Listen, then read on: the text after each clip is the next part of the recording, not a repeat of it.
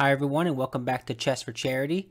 In this video, I'm going to show you an amazing puzzle that has a crazy sequence and it is just nuts here. So if you want to take a second and evaluate this position, see if you can find the idea that wins, I'll just say the majority of these pieces in the center of the board here, including these pawns. What can you do to make that happen? While you're thinking about that, let me just quickly encourage you to subscribe if you have not yet already.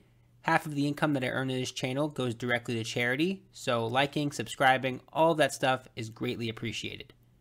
Okay, let's get started here. So just take a couple notes of the position. G2 rook is currently pinned. This rook and the G rook, both G rooks are bearing down on this king.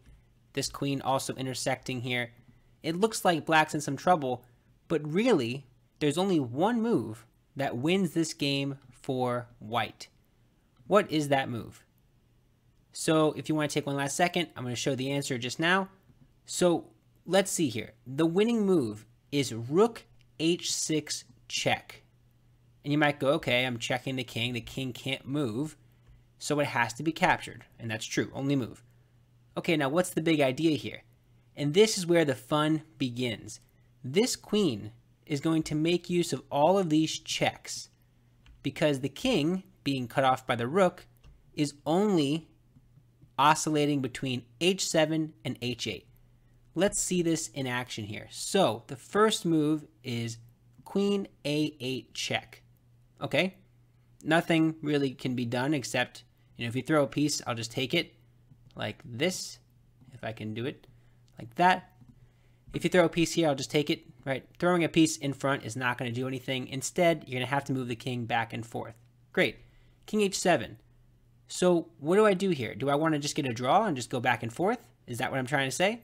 No. There is an incredible way to win all of these pieces. All of them. Except this knight, which we'll get to.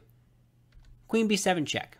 So I'm just dodging these knight moves, and I'm checking the king. Check. Okay, again, moving away from the knight. Check. Great. They have to keep going back and forth. What's the point? I want to give check, but I also want to take something with check. Okay, so they are forced to move again. I play check again. Now they go in the corner.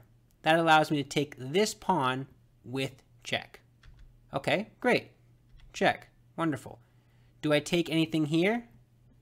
Obviously not that because the knight's guarding it. No, instead I go back, check again, make the king move.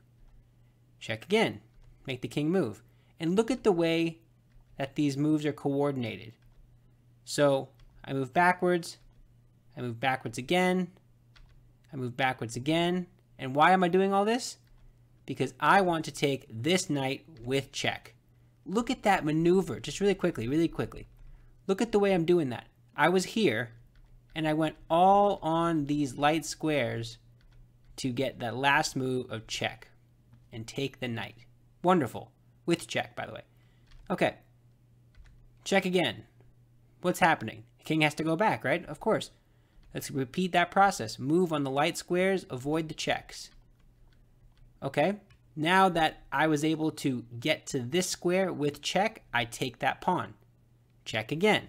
King goes to h8. Okay, now where do I go here? Do I go back? Do I take a check here? What do I do? Well, you can think about it if you want, but what's wrong with just going back? Because I want to get to this pawn, and I want to take this pawn with check. So I go back to c8, and watch how this is done. It's so cool. King h7. Okay, not too bad. Queen b7 check. King h8. Now what's the point of this? Look at the way it's all done. Queen a8. What's the point? You'll see. Queen a7. Check.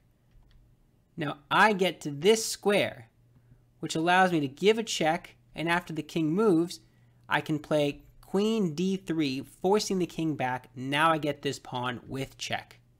Amazing. Okay, king h7. What do I do now? Well, now I want to get this pawn.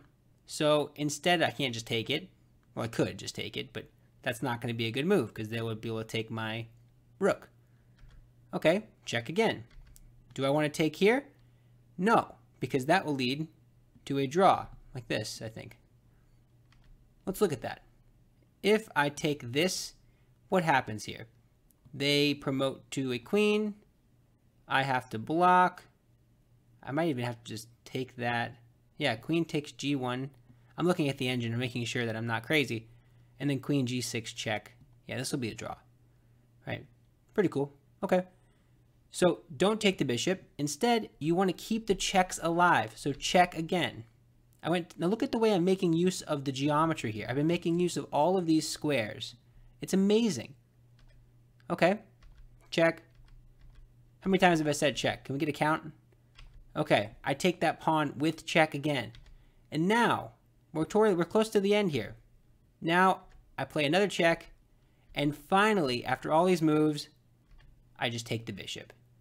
So if you just reflect on this, that was 38 moves in a row.